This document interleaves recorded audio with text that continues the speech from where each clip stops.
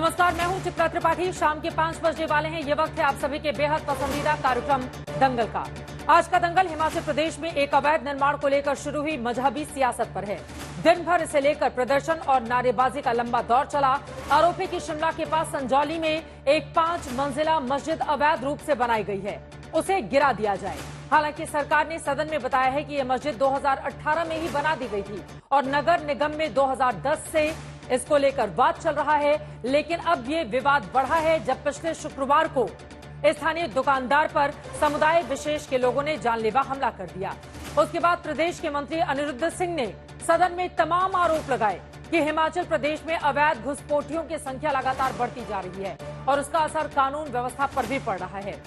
मंत्री के बयान के बाद प्रदर्शन तेज हुआ और आज उन प्रदर्शनकारियों से मिलने खुद मंत्री अनिरुद्ध सिंह भी पहुंचे। फिलहाल प्रदर्शन तो खत्म हो गया है क्योंकि इस मामले को लेकर नगर निगम की अदालत में 7 सितंबर को ही अगली सुनवाई है और सरकार ने वादा किया है कि अवैध निर्माण पर नियमानुसार कार्रवाई की जाएगी। लेकिन इस मुद्दे पर सियासत आगे बढ़ गई है। हैदराबाद से असदुद्दीन ओवैसी ने सवाल उठाए हैं कि कांग्रेस के मंत्री बीजेपी नेताओं की तरह बयान क्यों दे रहे हैं। ओवैसी ने मोहब्बत की दुकान में नफरत ही नफरत का आरोप लगा दिया। इधर बीजेपी भी इस मुद्दे को लेकर अवैध निर्माण गिराने की मांग करने लगी है, जबकि विवादित मस्जिद का अवैध निर्माण बीजेपी के शासनकाल में भी हुआ है। ऐसे में सवाल है कि क्या हिमाचल प्रदेश के मंत्री अनिरुद्ध सिंह की चिंता सचमुच अवैध घुसपैठ को लेकर ही है। अवैध निर्माण पर सरकार का ध्यान एक दुकानदार पर हमले के बाद ही क्यों आया है और अवैध निर्माण के मुद्दे को हिंदू मुसलमान का सियासी मुद्दा आखिर कौन बना रहा है। इन तमाम सवालों पर आज के दंगल में बड़ी चर्चा करेंगे, लेकिन उसके पहले ये रिपोर्ट देखिए।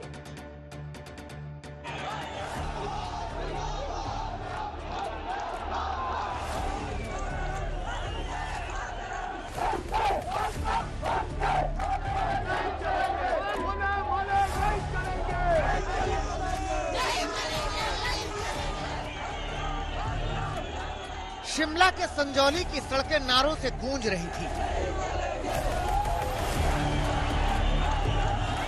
एक हाथ तिरंगा और दूसरे हाथ धार्मिक बैनर लिए लोग संजौली की सड़कों पर प्रदर्शन कर रहे थे और इस प्रदर्शन स्थल पर पहुंचे हुए थे हिमाचल प्रदेश की सरकार के मंत्री अनिरुद्ध सिंह। प्रदर्शनकारियों की नाराजगी संजौली इलाके में बनी एक मस्जिद को लेकर थी। प्रशासन ने हमारे को 7 दिन का अल्टीमेटम दिया था। परसों ये अल्टीमेटम खत्म हो रहा है। परसों के बाद इस आंदोलन को और उग्र किया जाएगा अगर प्रशासन हमारी ये बात नहीं मानता है। अगर 2 दिन में सरकार निर्णय करती है इसको हटाने का तो ठीक, अन्यथा हिंदू समाज अपना रास्ता स्वयं तय करेगा और हम देखेंगे कि कैसे इसको हटाया जाना है। इस मस्जिद पर कार्रवाई क्यों नहीं हो रही है और हम चाहते हैं कि अवैध जो मस्जिद है ये यहाँ पर गिरनी चाहिए। 4 मंजिला भवन बन गया जहाँ से महिलाएं बच्चे गुजर नहीं सकते और शुक्रवार के दिन वहाँ पे इतनी लड़ाइयाँ होती है। इधर सड़क पर प्रदर्शनकारी नारेबाजी कर रहे थे, उधर हिमाचल प्रदेश विधानसभा में सरकार के एक मंत्री पूरे मामले पर बयान दे रहे थे क्योंकि एक दूसरे मंत्री ने सवाल उठाया था कि मामला सब जुडिस है। निर्णय होने के उपरांत यदि अवैध निर्माण पाया जाता है तो उससे नियमों के तहत इसके ऊपर कार्रवाई की जाएगी।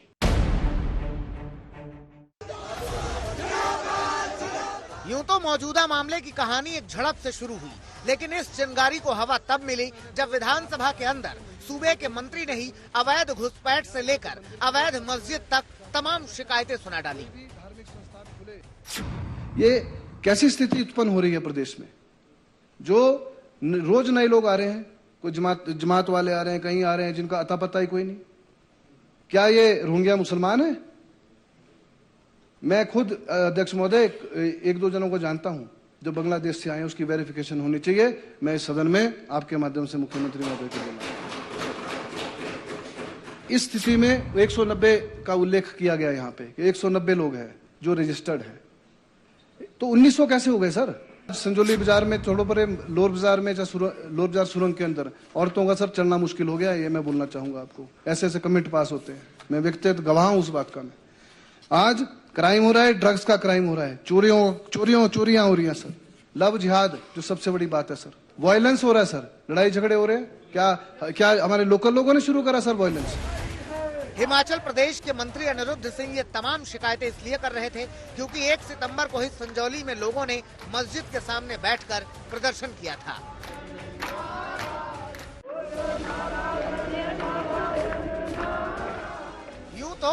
प्रदर्शन का मकसद भी अवैध मस्जिद के खिलाफ कार्रवाई ही थी, लेकिन उसकी शुरुआत के पीछे भी एक घटना थी। दरअसल शिमला के मलियाना गांव में एक हफ्ते पहले स्थानीय दुकानदार यशपाल सिंह को एक समुदाय विशेष के शख्स ने सिर पर हमला करके जख्मी कर दिया। इसके बाद दोनों समुदायों की ओर से झड़प हुई और तनाव बढ़ गया। पीड़ित यशपाल सिंह के सिर पर 14 टांके लगाने पड़े। स्थानीय लोगों ने मांग की कि उस आरोपी के खिलाफ हत्या की कोशिश का मामला दर्ज किया जाए। उस मामले में पुलिस ने उचित कार्रवाई की, लेकिन इसी बहाने इस अवैध मस्जिद का मसला सामने लाया गया। सरकार की ओर से सदन में दिए गए बयान के मुताबिक जिस मस्जिद को लेकर विवाद बढ़ा है उसका जिक्र रेवेन्यू रिकॉर्ड में दर्ज है, लेकिन इस मस्जिद को लेकर पहली बार नगर निगम में शिकायत 2010 में मिली, जब पुरानी मस्जिद तोड़कर बिना स्वीकृति के नई मस्जिद बनाई गई, जबकि वक्फ की ओर से 2012 में मस्जिद बनाने की एनओसी दी गई। इसके बाद एक प्रतिवादी ने एक मंजिल का प्रस्तावित नक्शा निगम में जमा कराया और 2018 तक 4 मंजिल बना दी। 2023 में निगम को पता चला कि प्रतिवादी तो वक्फ बोर्ड है। उसके बाद नया नक्शा मांगा गया है और सुनवाई जारी है। 2010 में जब केस चल रहा था तो 2019 तक 4 मंजिलें कैसे बनी सर? प्रशासन कहां सो रहा था? म्युनिसिपल कॉर्पोरेशन कहां सो रहा था सर? वो क्यों नहीं उसको तोड़ा गया उस टाइम? फिर भी सुनवाई कर रहे हैं कि आपने अवैध जो है कंस्ट्रक्शन करी गई। इसके साथ सर आज जो है, आज रिपोर्ट भी मेरे सामने आई है, आज के समय में 590.82 स्क्वायर मीटर मतलब 6357 स्क्वायर फुट सर अवैध बनाया गया, जो बड़ी शर्म की बात है। सरकार सदन में कह रही है कि राजस्व रिकॉर्ड में पुरानी मस्जिद का जिक्र है, लेकिन मंत्री अनिरुद्ध सिंह कह रहे हैं कि जमीन सरकार की है। जमीन जो है, जो उसकी जमीन बताई जा रही है, वो मालिकाना हक जो है हिमाचल प्रदेश सरकार के पास है सर, और उसका सिर्फ कब्जाधारी है।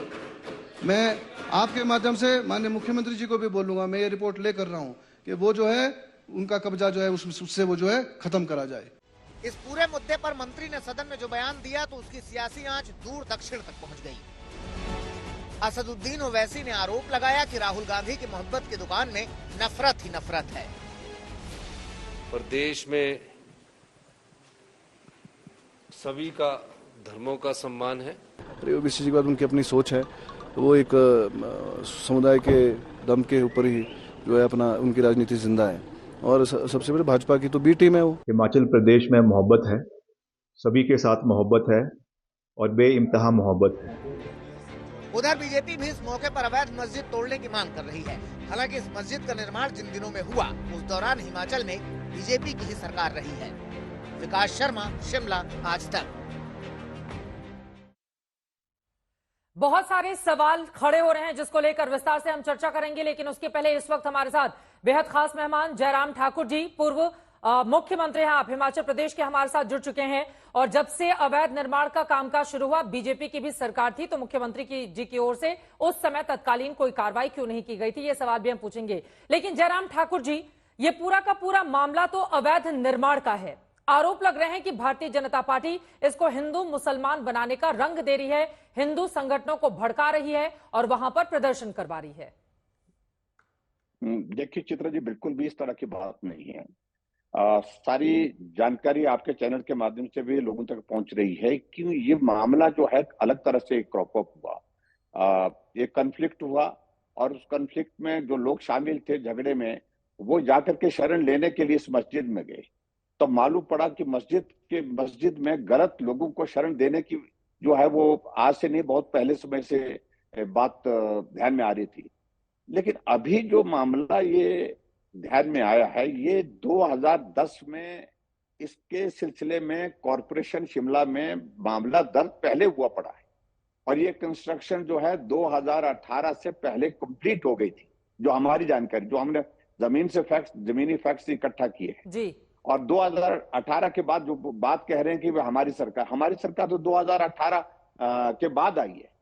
तो इस बात को लेकर के बड़ी स्पष्ट मुझे लगता है कि ये फैक्ट्स पहले छुपाए गए या फैक्ट्स ध्यान में नहीं आ पाए।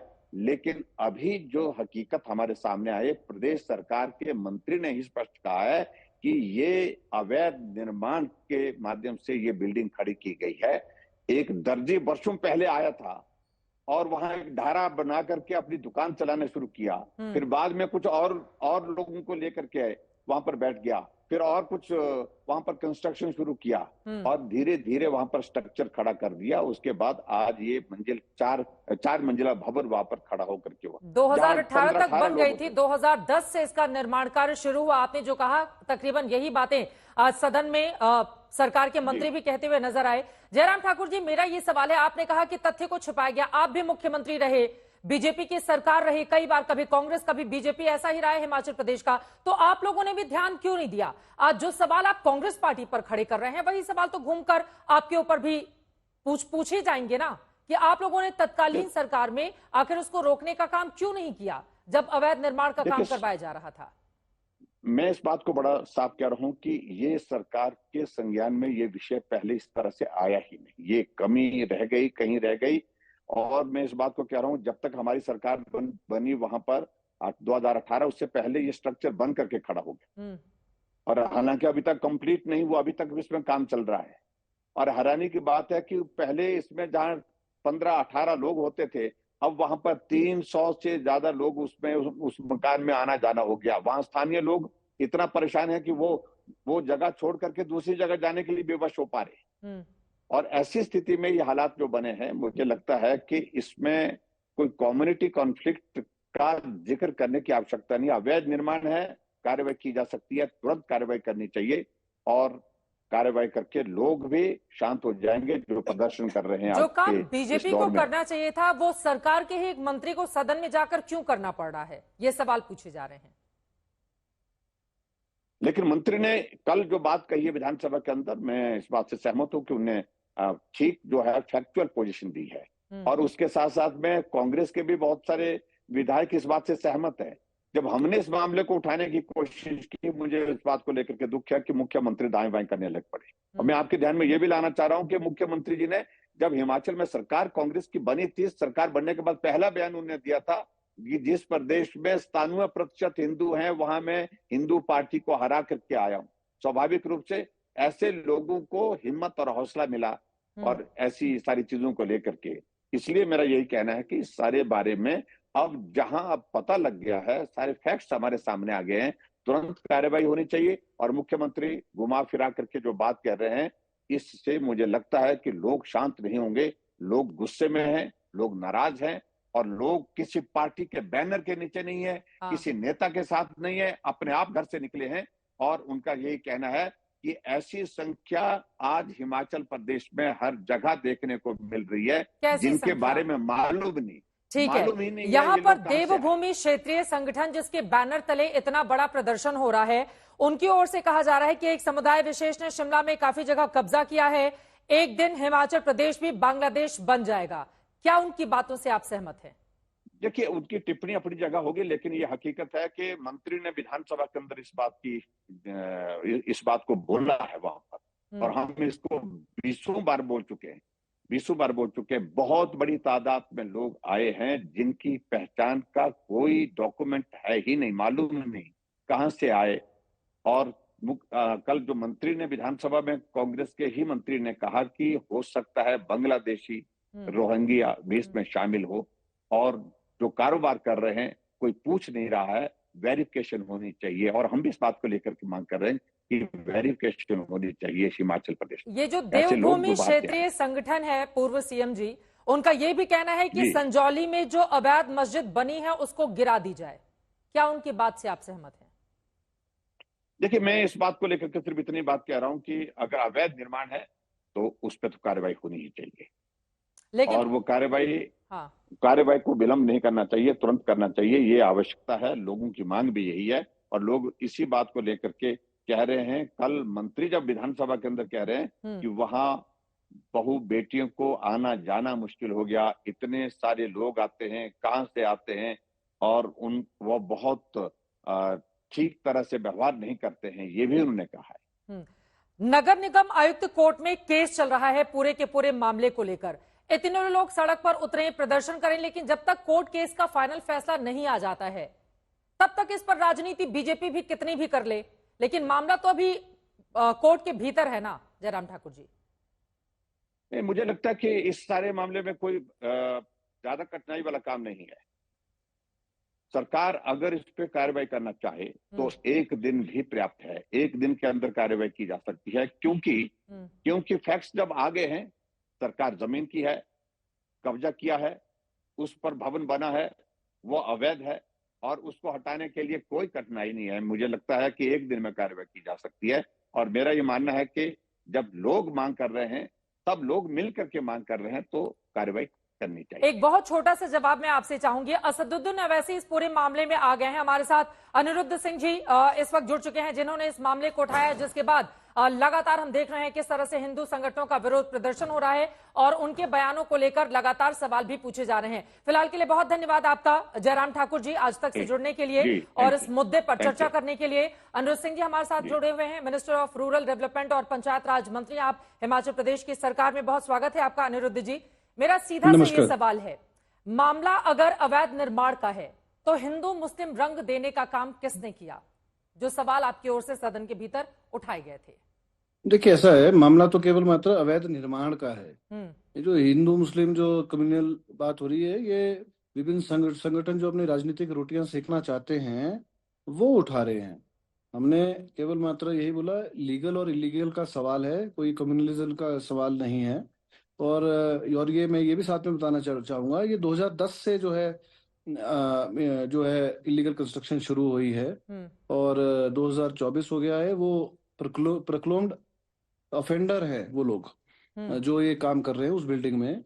बार बार जो है नोटिस सर्व होने के बावजूद वो रुकने का नाम नहीं ले रहे। और मैं बोलना चाहूंगा, इसमें बीजेपी की सरकार भी रही है, कांग्रेस की सरकार भी उस समय रही है। और सबसे बड़ी बात तो अधिकारियों ने जो है, सबसे बड़ी गलती अधिकारियों को इस पे एक्शन लेना चाहिए। जब 2010 से लेकर वो बार बार सर्व कर रहे हैं नोटिस और फिर भी अगर कोई नहीं मान रहा है तो बिजली पानी जो है, they have powers to cut electricity and water. तो मेरा सवाल ये सिर्फ केवल मात्र ये था कि ये कार्रवाई जो है जल्द से जल्द हो, इसका संज्ञान लिया गया है। और जो संगठन जो है प्रदर्शन भी कर रहे हैं, उनकी भी केवल मांग इतनी है कि वो अवैध कंस्ट्रक्शन को रोका जाए। और उसका जो फैसला है, क्योंकि 2010 से जो केस चला है, 2020 में 2020-22 में ये बताया गया है कि वो जिसके खिलाफ वो केस चला रहे थे वो उस आदमी का कोई लेना देना ही नहीं है। उसके बाद वर्क बोर्ड को वो चेंज करा गया है। जमीन जो है ये हिमाचल प्रदेश सरकार के नाम जो है, जिसके कागज मैंने लेकर हैं म्युनिसिपल कॉर्पोरेशन में। दूसरा पक्ष कह रहा है कि वक्फ बोर्ड की ये जमीन है। लेकिन मेरा ये सवाल है कि अगर अवैध निर्माण से जुड़ा हुआ ये मामला था, आप मंत्री हैं हिमाचल सरकार में, आपने जो सवाल पूछे हैं ऐसा लग रहा है खुद अपनी ही सरकार को आप कटघरे में खड़ा कर रहे हैं। और मेरा ये सीधा से सवाल है, अगर अवैध निर्माण का मामला था, आप खुद रोहिंग्या लेकर आए, आप बांग्लादेश लेकर आए और भी तमाम टिप्पणी आपने इससे की, लव जिहाद को लाने की इस मामले में क्या जरूरत थी? और आपने ये भी कहा है कि विशेष समुदाय पर, इस तरह का परसेप्शन बन रहा है आपके बयान से, विशेष समुदाय पर सख्त कार्रवाई की जरूरत है। देखिए, ऐसा है, precaution is better than cure. Himachal जो है, मैं ये समझता हूँ, हिमाचल प्रदेश सभी के लिए, सभी लोगों को हिंदुस्तान में जो रह रहे हैं उनके लिए स्वागत है यहाँ आने के लिए, यहाँ काम करने के लिए, पहली बात। लेकिन अगर कोई यहाँ आ रहा है, उसकी प्रॉपर वेरिफिकेशन हो। यही तो बात करी कि उनकी प्रॉपर वेरिफिकेशन होनी चाहिए। वो कहाँ से आ रहे हैं, उनका क्रिमिनल बैकग्राउंड है कि नहीं है, वो कहाँ है, उनके परिवार में कितने लोग हैं। आए दिन जो है सेंटर को भी आईबी और रॉ की तरफ से आते रहता है कि बांग्लादेश से लोग आ रहे हैं, हिंदुस्तान में घुस रहे हैं। आपके द्वारा ही, आप लोगों के चैनल्स के द्वारा ही हमारे को सुनने को मिलता है। तो वो भी तो हो सकता है कि वो भी आ सकते हैं। चिंता व्यक्त करी है और चिंता हमारी जायज है, कोई नाजायज चिंता थोड़ी ना है। हमने उसके प्रिकॉशन की बात करी। मल्याणी की घटना के बाद चिंता व्यक्त की गई है। मंत्री जी, मेरा एक और सवाल है, आप जो प्रदर्शन स्थल था वहां पर भी पहुंचे। प्रदर्शन स्थल पर देवभूमि क्षेत्रीय संगठन, जिसके बैनर तले ये पूरा हंगामा चल रहा है, उनकी ओर से सीधे सीधे ये कहा जा रहा है कि संजौली में अवैध मस्जिद है और उसको गिरा दिया जाए। देखिए, वो कोर्ट में केस है, 14 साल से केस चल रहा है। 44 हियरिंग्स जो हैं उसकी हो चुकी हैं, 44 हियरिंग्स उसकी जो है हो चुकी हैं। और म्युनिसिपल कॉर्पोरेशन ने भी जवाब यही दिया है कि वो अवैध है। करीबन 6723 स्क्वायर फीट के करीब जो अवैध जो निर्माण हुआ है, उसको भी फैसला जो है, हमारा भी मानना ही है कि उस पर फैसला जो है वो जल्द होना चाहिए। आप ही के मंत्री विक्रमादित्य सिंह बोल रहे हैं कि नियमानुसार हर कार्रवाई की जाएगी, लेकिन बार बार इस तरह की खबर निकलकर सामने आ रही है कि वो वक्फ बोर्ड की जमीन है और मस्जिद आज नहीं, काफी पहले से जो वहां पर रहने वाले लोग हैं, जो उस समुदाय विशेष से हैं, वो कह रहे हैं बहुत पहले से मस्जिद थी, अभी वो निशाने पर आ गई है। और आप भी इस पूरे मामले में क्या हिंदू मुसलमान कर रहे हैं? ओवैसी जी बोल रहे हैं कि आप बीजेपी की भाषा बोलने लगे हैं सदन में। देखिए 1967 से लेकर मैंने कल हाउस में पेपर्स ले करे हैं। मालिकाना हक हिमाचल प्रदेश सरकार का है, उसमें कब्जा जो है वक्फ बोर्ड का है। रही विक्रमादित्य जी ने यही बोला है, देखिए कोई भी काम करना है, हमने हमेशा ये बोला है कोई भी काम करना है, प्रदर्शन करना है, कुछ भी करना है और कोई भी एक्ट करना है तो वो कानून के दायरे में रह के करना चाहिए। वही विक्रमादित्य जी ने बोला है कि कोई भी काम है वो कानून के दायरे में रह के as per rule and regulation ही होगा, केवल मात्र उन्होंने इतना बोला है। और साथ में जो ओवीसी जी की बात कर रहे हैं, हमारे बुजुर्ग हैं, ऐसी कोई बात नहीं है, पर मैं समझता हूं कि वो केवल एक समुदाय के नेता हैं, पूरे देश के नेता, कोई सेकुलर पार्टी के नेता नहीं है। उन्होंने सिर्फ अपनी राजनीतिक रोटी समुदाय के नाम पे उन्होंने पहले भी सेकी है, आगे भी सेक रहे हैं। और बीजेपी की जहां तक बात उन्होंने करी है, जहां तक बीजेपी की उन्होंने बात, हाँ ठीक है, जहां तक बीजेपी की बात, अब बीजेपी भी सवाल खड़े कर रही है। वहां की तस्वीरें भी हम दिखा रहे हैं, किसी वजह से जूम लिंक से कनेक्शन कट गया है। दोबारा हम मंत्री जी के पास चलेंगे। फिलहाल ये तस्वीरें आपको दिखा रहे हैं। यहां पर देवभूमि क्षेत्रीय संगठन की ओर से लगातार प्रदर्शन किया गया और आपको बताते चले कि अब इसमें बहुत कम दिनों का अल्टीमेटम भी इनकी ओर से दिया गया है। लेकिन इन सब के बीच जो मस्जिद के मौलवी हैं उनकी ओर से इस पूरे मामले में क्या प्रतिक्रिया दी गई है, उन्हें सुन लेते हैं, उसके बाद चर्चा में आगे बढ़ेंगे। देखो जी, ये जो मस्जिद है ये 1947 से पहले की ही मस्जिद है। तब कितनी होती थी? ये छोटी मस्जिद होती थी, मसलन ये मस्जिद तो इतनी थी ये, बस ये है कि जो कंस्ट्रक्शन ऊपर हुई है इसका जो मैटर चला हुआ कोर्ट में चला हुआ है। ये इलीगल कंस्ट्रक्शन है वैसे आपके हिसाब से? देखो जब कोर्ट का मैटर है तो मैं इसमें क्या कह सकता हूँ। जो ये ऊपर वाली बिल्डिंग्स बनी है जो सबसे टॉप फ्लोर है, ये आपने कब बनाई गई? ये 9 साल से इसमें कोई ऐसा काम नहीं हुआ है। 9 साल की ऐसे से 9 साल से 2007 में काम शुरू हुआ है मस्जिद का, उसके बाद से यानी कि 9 साल से कोई काम नहीं हुआ है। जो 4th फ्लोर भी है वो भी 2009 से आपने? हाँ 2009 से नहीं मैं बोल रहा, मैं पूरा 9 साल पहले यानी कि 9 साल हो गए काम बंद होके मस्जिद में। तो सबसे आखिरी वाला फ्लोर है वो कब बना? वो आखिरी जो वो डला है शायद 2015 में या 14 में डला है लेंटर। हाँ जी, हाँ जी। तो ये जब आपने बनाया था तब आप ही थे यहाँ पे? हमें 20-22 साल हो गए मुझे नमाज पढ़ाते हुए। ठीक है, तो क्या इसकी परमिशन ली गई थी जो एमसी से लेनी होती है, क्योंकि इसी वजह से इसको इलीगल बताया? जो ये मामला है ये वक्फ बोर्ड देख रहा है इस मामले को, हमने वक्फ बोर्ड ही इसको वो कर रहा है। नक्शा वगैरह के मामले में जो भी है वो सब जब कोर्ट में वो हो गया एमसी में, इसकी कंस्ट्रक्शन से लेके सब कुछ वक्फ बोर्ड देख, वक्फ बोर्ड का भी वक्फ बोर्ड को पता, हाँ सब कुछ वक्फ बोर्ड। अनिरुद्ध सिंह जी हमारे साथ फिर से जुड़ चुके हैं, मंत्री जिन्होंने बहुत सारे सवाल खड़े किए गए हैं जिसको लेकर देश भर में चर्चा हो रही है। अनिरुद्ध जी, ये वक्फ बोर्ड का जिक्र कर रहे हैं कि पूरा मामला वक्फ बोर्ड देख रहा है और 1947 के पहले की ये मस्जिद बता रहे हैं। देखिए जो हेलो जी बोलिए, आवाज आ रही है आपकी। जो वक्फ बोर्ड की ये बात कर रहे हैं, मैं समझता हूँ मालिकाना हक, आप इनसे पूछिए मालिकाना हक किसका है उसमें? हिमाचल प्रदेश सरकार का है। और जहां तक ओवीसी जी की बात कर रहे थे, मैं बोलना चाहूंगा कि वो एक सिर्फ कम्युनल पार्टी के नेता हैं, देश के नेता नहीं है, पहली बात। और बीजेपी की जहां तक उन्होंने बात करी कि अनिरुद्ध सिंह बीजेपी की भाषा बोल रहा है, मैं समझता हूँ हम कांग्रेस के पहले भी थे, आज भी हैं, कल भी रहेंगे। आपकी बात बिल्कुल सही है, लेकिन अनिरुद्ध जी सुन लीजिए, आप ऐसे नेता हैं जिन्होंने लव जिहाद की बात की है। कांग्रेस में आमतौर पर कोई भी नेता इस तरह के शब्दों से बचता है क्योंकि भारतीय जनता पार्टी के लोग इस मुद्दे को ज्यादा उठाते हैं, चाहे रोहिंग्या का मामला हो, बांग्लादेशियों का मामला हो, तो इस वजह से उनकी ओर से। और आप कह रहे हैं कि असदुद्दीन ओवैसी बुजुर्ग नेता हैं। बुजुर्ग नेता आप पूरी बात सुन लीजिए, मैं क्या बोल रहा हूँ। मैं ये बोल रहा हूँ कि बीजेपी के वो जो एजेंट है, बी टीम तो बीजेपी की ओवैसी जी है, पूरे देश जानता है इस बात को।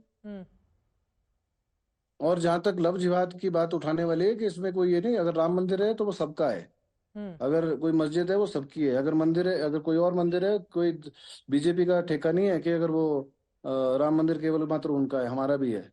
इसी तरह जो समुदाय, जितने भी समुदाय के कोई धर्मस्थल होता है वो सबके होते हैं।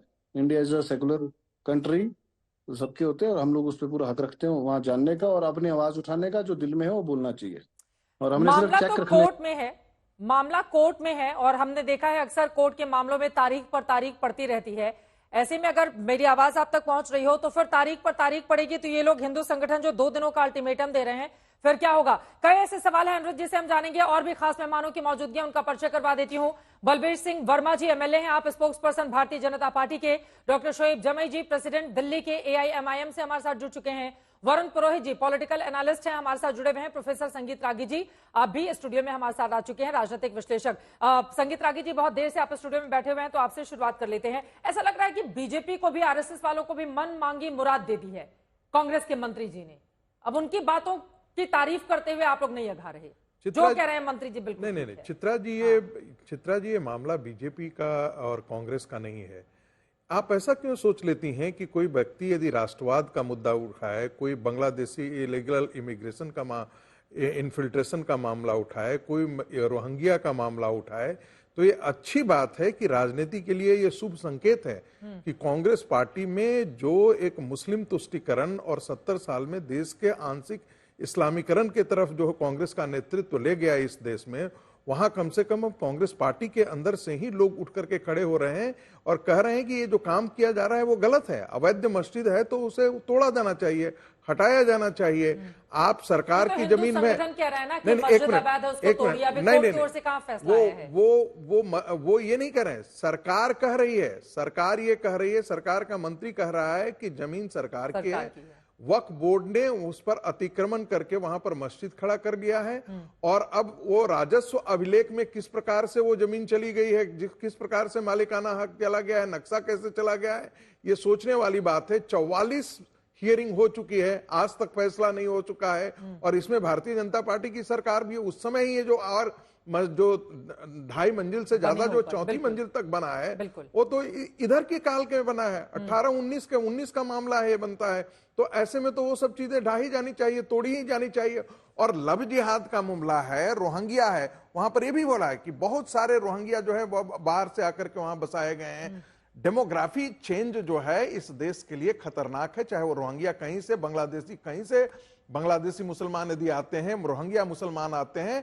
आपको पता है कि आप ये मामला देखने में आया है कि उत्तराखंड के अंदर भी जंगलों के अंदर मजार बना करके, जहां पर कोई नहीं जा रहा है, पहाड़ों के अंदर मजार बना करके रातों रात वहां पर मोमबत्ती जला करके और इस प्रकार से लैंड जिहाद की आपको देखने, और एक नहीं कम से कम 500 ऐसी मजारें जो है वो उत्तराखंड की सरकार ने तोड़ करके जो है अवैध कब्जा जो है उसको हटाया है। वैसे ही इन लोगों की एक अभियान और षड्यंत्र देखिए कि जो निर्जन प्रदेश है, निर्जन क्षेत्र है, मुस्लिम कम्युनिटी के मैं खुल करके बोल रहा हूं कि एक मुस्लिम समुदाय जो है वो इस प्रकार से डेमोग्राफिक चेंज करने के लिए हिमाचल में, उत्तराखंड में, अन्य जगहों पर इस प्रकार की गतिविधियों में भारत के नागरिक मुल्क के किसी भी हिस्से में रह सकते हैं, उनको रोहिंग्या और बाहरी बुलाना ये देश विरोधी बातें हैं। देखिए वो तो देश विरोधी खुद ही है, उनका पूरा खानदान ही देश विरोधी था, इसलिए कहने की जरूरत नहीं है। राजाकर के समय से उनके पिताजी और उनके दादाजी जो है वो पाकिस्तान परस्त थे और वो मुस्लिम राजनीति करते हैं। इस तरह के आरोप तो आप लोग लगा देते हैं ना। उनकी बातों पर यदि उनका विरोध करें तो दोस्त विरोधी बोलने के लिए, करने के लिए। शोएब जमई जी, मामला अवैध निर्माण का है तो आप लोगों को भी मुस्लिम पॉलिटिक्स करने का मौका मिल गया है। उसके बाद में बलबीर सिंह आपके पास, वरुण पुरोहित जी आपके पास आ रही हूँ। शोएब जमई, उसके पहले आप जवाब दें। देखिए चित्रा जी, हकीकत छुप नहीं सकती बनावट के उसूलों से। ये बात आज चरितार्थ हो गया है, प्रत्यक्ष को प्रमाण की जरूरत क्या है।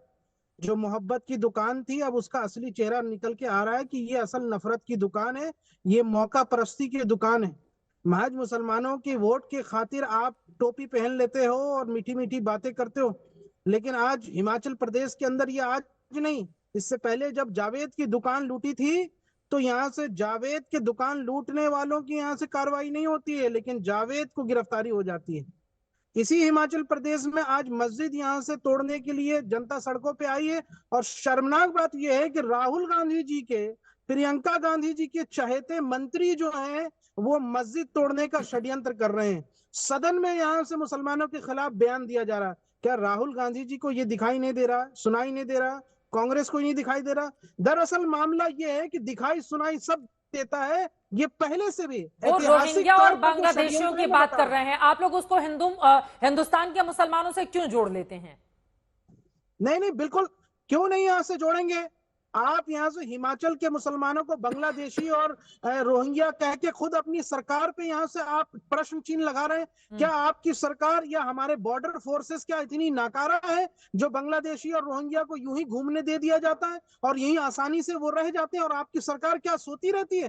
तो इसलिए मुसलमानों को रोहिंग्या और बांग्लादेशी बोल करके जो सांप्रदायिक माहौल आप बना रहे हैं, इसका इतिहास आप जान लीजिए कि ये कांग्रेस मुसलमानों की जो दुश्मन है, ये आज नहीं है। ताला किसने खुलवाया था राम मंदिर का? राम मंदिर का ताला किसने खुलाया था? ठीक है, उतनी दूर तक नहीं जाते हैं। ठीक है, ये राजीव बहुत गांधी सारे जी ने सवाल करवाया आपने था। खड़े किए हैं, वरुण जी उसका जवाब देंगे, लेकिन उसके पहले बीजेपी के प्रवक्ता हमारे साथ जुड़े हुए हैं। यहाँ से अंदर जो खाकी निक्कर है उसको भी पहचानने की जरूरत है। ठीक है, कि कांग्रेस की जो मानसिकता है वो भी एंटी मुस्लिम है। बलवीर सिंह वर्मा जी, अब वो तो मंत्री जी ऐसा लग रहा है बीजेपी की जुबान बोल रहे हैं, जैसा कि आरोप लगा रहे हैं शोएब जमई, असदुद्दीन ओवैसी भी इसी तरह की बातें कर रहे हैं। लेकिन सवाल बड़ा यह है, आप लोगों की भी तो सरकार थी, आपके नाक के नीचे अगर वहां पर अवैध निर्माण चलता रहा शिमला जैसी जगह पर, और फिर आप लोगों ने भी कुछ नहीं किया, तो आज कांग्रेस पार्टी की सरकार को आप कटघरे में किस मुंह से खड़ा करेंगे? चित्रा त्रिपाठी जी, सबसे पहले मैं आपको एक बात कहना चाहता हूँ, ये माननीय सदन में कांग्रेस ने नहीं मुद्दा उठाया। नियम 62 के तहत मैंने इस हिमाचल प्रदेश विधानसभा में ये मुद्दा उठाया था, उस पर चर्चा में मंत्री महोदय ने भाग लिया था। असलियत ये है कि ये जो मस्जिद बनी है वो उस क्षेत्र में ये बना रहे थे जहां 99% दूसरे समुदाय के लोग हैं, और वहां पर स्कूल बहुत नजदीक है, मंदिर बहुत सारे बहुत नजदीक है, और वहां पर बहुत सारे दूसरे समुदाय के लोगों की एक्टिविटी है। और इस पर हैरानी इस बात की है कि बहुत सारे लोग इसको हिंदू मुस्लिम के नाम से बातें कर रहे हैं। असलियत ये है इसकी कि हम सिर्फ एक बात कर रहे हैं कि ये मस्जिद नहीं थी, ये एक हिमाचल प्रदेश की जमीन है और वक्फ बोर्ड ने कब्जा किया था। वहां पर जब कब्जा किया था, एक मोहम्मद सलीम टेलर मास्टर आया था, उसने वहां पर रहना शुरू किया था। रहते रहते उसने खुद तो आए हो, पर उसने बहुत सारे लोग उसके बाद लाने शुरू किए। आज उस जहां पर 99% घर दूसरे समुदाय हिंदू समुदाय के लोग रहते हैं, वहां पर उन्होंने मस्जिद चलानी शुरू की। अरे तो कहाँ लिखा हुआ है कि जहां पर 99% हिंदू रहते होंगे वहां पर मुसलमान नहीं रह सकते हैं? नहीं, हम रहने के लिए नहीं कह रहे, हम बोल रहे कि जो धार्मिक एक्टिविटी है, जहां पर हिंदुओं के मंदिर है, वहां पर लाउड स्पीकर चलाकर हमारे जो हिंदू धर्म के मंदिर सैकड़ों हजारों वर्ष से वहां बिल्कुल नजदीक चल रहे हैं, और बहुत सारे इंस्टीट्यूशन वहां चल रहे हैं। ये सारे इंस्टीट्यूशन वहां डिस्टर्ब हो रहे हैं, और ये बीच शहर में एक ऐसी एक्टिविटी शुरू की है कि जो आज से पहले नहीं थी। अगर कौन आज से सी पहले एक्टिविटी? आपने सवाल पूछा है कौन सी एक्टिविटी शुरू कर दी है जो आप लोगों को वो सही नजर नहीं आ रही है? नहीं, उसमें उन्होंने एक नमाज पढ़ना शुरू किया। नमाज पढ़ने के लिए सैकड़ों लोग पूरे अरे परे से शहर से आते हैं। असलियत चित्रा त्रिपाठी जी, जो ये एक जवाब देना चाहूँ, दूसरे समुदाय मुस्लिम समुदाय के लड़कों ने एक हिंदू समुदाय के लड़कों को मारा था, फिर वो छुपने के लिए इस मस्जिद में आए। हमारा इश्यू है, हमने जो माननीय मंत्री महोदय ने भी, ग्रामीण विकास मंत्री अनिरुद्ध जी ने कहा है, आप पूरी बात सुनना, उन्होंने भी यही कहा है कि यहाँ पर बहुत सारे पहले यहाँ पर सिर्फ 10-20 लोग रहते थे, आज 2000 से ऊपर लोग बाहर से आए हैं। क्या ये रोहिंग्या है या ये बांग्लादेशी है, इसकी आइडेंटिफिकेशन होनी चाहिए। और ये इसी बात पर हम कह रहे हैं कि बाहर के लोगों को, ये हिमाचल प्रदेश एक देवभूमि है, देवभूमि में कोई इस तरह से कोई ऐसी घटना, शर्मनाक घटना ना हो आने वाले समय में। इसके लिए हम सरकार को पहले ही हर चीज के लिए अवगत करा रहे हैं कि सरकार जो अवैध निर्माण हुआ है उसमें तुरंत कार्रवाई करे आने वाले समय में। ये किसी एक पार्टी का इश्यू नहीं है चित्रा त्रिपाठी जी, इसमें सभी पार्टी के लोग शामिल हुए हैं। आप देखेंगे किसी एक झंडे के नीचे नहीं है, ये एक लोगों की भावना को इतनी बड़ी ठेस पहुंची है। सिर्फ संजौली में एक 10 मंदिर, उसके इर्द गिर्द, उस मस्जिद के इर्द गिर्द 10 मंदिर है, स्कूल है और गुरुद्वारा है। ये सारे इंस्टीट्यूशन पहले ही सैकड़ों वर्षों से है। वहां पर एकदम ऐसी लाउड स्पीकर से एक्टिविटी करना, ये एक सभी, अगर हम लोग कश्मीर में जाकर जहां 99% मुस्लिम लोग हैं वहां पर अपना मंदिर का निर्माण करे, उसके बीच में अकेली ऐसी एक्टिविटी करूं तो वहां के लोग भी इस बात को स्वीकार नहीं करेंगे। ठीक है शोएब जमै जी, मैं जवाब ले लेती हूँ। ठीक है शोएब जमै जी, वरुण जी उसके बाद में फौरन आपके पास आ रही हूँ, आपकी टिप्पणी नहीं हो पाई है। शोएब जमै जी, यहाँ पर बार बार देखिए बीजेपी और कांग्रेस पार्टी की जुबान कम से कम इस मुद्दे पर एक जैसी नजर आ रही है, लेकिन MIM को अब रोहिंग्या मुसलमान जो रोहिंग्या हैं या फिर बांग्लादेश है, उनसे आप अपने आप को क्यों कनेक्ट कर रहे हैं? अगर अवैध निर्माण का मामला है उसको अवैध रहने दीजिए। बार बार ये मस्जिद मस्जिद मस्जिद में वो बता रहे हैं कि पहले नहीं था, वो सरकारी जमीन है। सरकारी जमीन पर अगर कोई धार्मिक इस तरह से ढांचा खड़ा किया जाएगा उसको लेकर सवाल है, तो आप लोगों को क्यों लग रहा है कि वहां पर मुसलमानों को टारगेट किया जा रहा है? नहीं चित्रा जी, वो गलत फहमी है लोगों को कि आज बीजेपी और कांग्रेस एक साथ आई है, बल्कि ये पहले से बहुत चीजों में साठ गांठ है और ऐतिहासिक रिश्ता है इनका आपस में, लेकिन वो आज दिख रहा है। जो असल मुद्दे की बात यह है कि बड़ी कमाल विडंबना है, प्रधानमंत्री जी ब्रुनई में जाकर के और सिंगापुर में जाके मस्जिद में यहाँ से मुसलमानों से मिलते हैं, मस्जिद के कार्यक्रम में शामिल होते हैं, और उन्हीं प्रधानमंत्री जी के पार्टी के जो प्रवक्ता हैं वो कह रहे हैं मस्जिद में नमाज पढ़ना एक्टिविटी है। भाई साहब, नमाज ही पढ़ी जाती है मस्जिद में, नमाज नहीं पढ़ेंगे मस्जिद में तो क्या करेंगे? नंबर 1। अब ये बताइए कि मस्जिद में जुमे की नमाज होगी नहीं होगी? तो जुमे की नमाज जो है एक जगह लोग नमाज पढ़ेंगे, शहर में एक मस्जिद है और सारे जो मुसलमान हैं, चाहे जो आसपास रहते हो या दूर रहते हो, वो जुमा की नमाज पढ़ने आते हैं। हाँ। तो क्या हिमाचल प्रदेश में कोई ऐसा कानून है कि मुसलमान वहां नहीं रह सकता? और आसपास अगर गुरुद्वारे भी हैं, चर्च भी है, स्कूल भी है, मंदिर है, तो अरे शिमला में 2.5 मंजिला निर्माण की इजाजत है, जरा वो विजुअल दिखाइए। और वहां पर बहुमंजिला अगर इस तरह से इमारत बना ली जाएगी तो फिर क्या पूछा जाएगा? शोएब जी नहीं, हाँ आप मेरी बात सुने। देखिए भावनाओं को भड़काने हिंदू मुसलमान ज्यादा करने की जरूरत नहीं है। मेरा ये सवाल है कि वहां पर 2.5 मंजिला ही शिमला में निर्माण की इजाजत है, आसपास कोई दूसरी इतनी ऊंची इमारत वहां पर दिखाई नहीं दे रही है। आपका जब मन होगा तब अपने हिसाब से अपना कानून बनाकर आप निर्माण कर लेंगे, और उस पर कोई कार्रवाई हो, उस पर बवाल हो, तो फिर आप लोग आ जाएंगे पलटकर मुसलमान करने के लिए।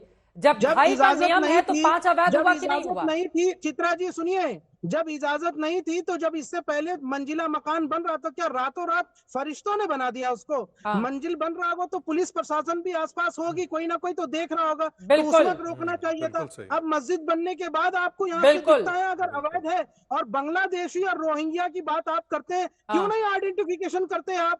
और क्यों आप रोकते हैं? यानी आपकी पुलिस प्रशासन नाकाम है। बोलिए वरुण पुरोहित जी। संगीत जी उसके बाद में फौरन आपके पास आ रही हूँ। वरुण जी, चारों तरफ से आपसे सवाल पूछे गए हैं, ये तो नाकामी ही साबित हुई ना। 2.5 मंजिला अगर इजाजत है और यहाँ पर 4 मंजिला 5 मंजिला निर्माण कार्य चल रहा है, तो फिर कौन सा खेल वहां पर हुआ होगा ये बताने की जरूरत तो है नहीं पुरोहित साहब। चित्रा जी, अभी जमई साहब तो जबरदस्ती अनर्गल आरोप, राहुल गांधी, प्रियंका गांधी सबका नाम लेना प्रारंभ कर दिए। तो ग्लोबलाइज लीडर है इनके ओवैसी जी। तो जब संसद में फिलिस्तीन जय बोलते हैं, जो कि गलत है, संविधान के अनुसार आप किसी पार्लियामेंट में एक सांसद ऐसी बातें करें, जय भारत जय हिंदुस्तान जो भी शब्द बोले तो समझ में आता है। तो इनकी तो ग्लोबलाइजेशन हो गया, पूरे देश दुनिया में कहीं भी होगा तो ये नेता बनने का प्रयास करेंगे। देखिए, एक नया नैरेटिव देश में हो चुका है कि अगर कोई बात करे या तो ये आरएसएस का आदमी है, बीजेपी का आदमी, कोई सही बात करे तो पाकिस्तान का आदमी। इस प्रकार की जो भाषा शुरू हो गई आजकल इस देश में, वो ये अजीबोगरीब चीज हो गई। जबकि 75-76 साल आजादी को, जब तो हमको और एडवांस होना चाहिए था। अब सबसे बड़ी जो समस्या देश में हो रही है, बुलडोजर पे भी ये डिस्कशन हो रहा है देश में, क्या अवैध निर्माण और एनक्रोचमेंट देश में क्यों हो रहा है? अवैध निर्माण और एनक्रोचमेंट इसलिए हो रहा है क्योंकि स्थानीय जो म्युनिसिपल लॉज का पालन, जो अधिकारी लोकल अधिकारी हैं, वो लोकल लॉज का पालन नहीं कर रहे हैं। उसमें चाहे कांग्रेस हो, बीजेपी हो, तीसरी सरकार हो, सबका प्रशासन का जो लचर व्यवस्था है उसके साथ हो रही। तीसरी बात जो सबसे बड़ी मैं कहना चाह रहा हूं, जनसंख्या इतनी बढ़ चुकी है, जमीन देश में कम है, तो एनक्रोचमेंट हो रहे हैं। तो गवर्नमेंट्स को पॉलिसी बनानी चाहिए कि किस प्रकार से आप उस पॉपुलेशन को एडजस्ट करोगे। हाउसिंग सोसाइटियों को परमिशन दे दी, सोसाइटियों ने प्लॉट काट दिए, ये समस्या पूरे देश में। अभी बार बार कह रहे हैं, आपने जो अवैध निर्माण की बात करी, ओवैसी साहब को कहना चाहिए, धार्मिक स्थल पे आप अवैध निर्माण, भाई जनता ने कर लिया, किसी का आम आदमी ने कर लिया, समझ में आता है, बेचारा देखता है, एक मंजिल और खड़ी कर लूं, उसकी साइकोलॉजी होती है। पर आप धार्मिक स्थल पे आप अवैध निर्माण करते हो, फिर कहते हो उसको तोड़ना क्यों है? ये है, ये तो मिले हुए हैं आपस में, ये अजीबोगरीब जो इनका।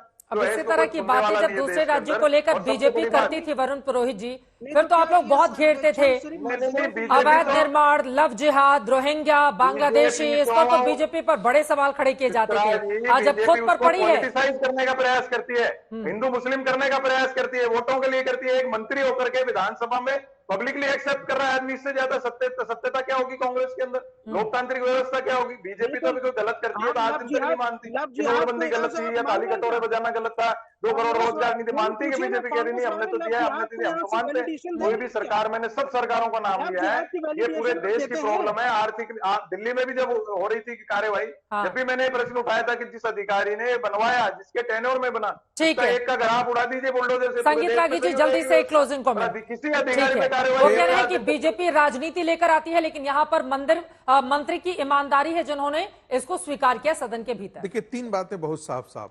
भारत की अब राजनीति जो है वो नए दिशा में अब चल पड़ी है।